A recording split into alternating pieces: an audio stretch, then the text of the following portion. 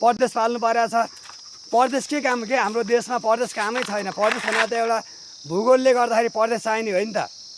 इन्डियामा एउटा उत्तर प्रदेशमा 25 करोड जनसङ्ख्या भएको ठाउँमा एउटा मुख्यमन्त्रीले ह्यान्डल गरिरहेको छ इन्डियामा। भनेपछि हाम्रो यो नेपालमा जम्मा 3 करोड जनसङ्ख्या भएको ठाउँमा प्रदेश बनाएर 7वटा प्रदेश बनाएर यी छोटे राजाहरू बनेर सबलाई सम्मान चाहिएको छ, मान चाहिएको छ।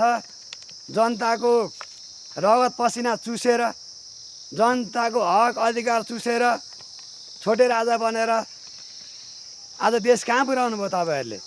तपाईँहरू पनि के भन्नु, तिमीहरू देश ठुलो बनायो नि होइन। अब अहिले आएर नयाँहरूले आएर फेरि के भन्दैछन्, परदेश चाहिन्छ, हामीलाई यही व्यवस्था चाहिन्छ भन्दैछन्। त्यसो भएदेखि जति पनि नयाँ आउने तिमीहरू यही व्यवस्था चाहने हो भनेदेखि अब जति पनि परदेशको खर्च छ नि त्यो चाहिँ अब तिमीहरूले बिहोर्नु पर्यो क्या।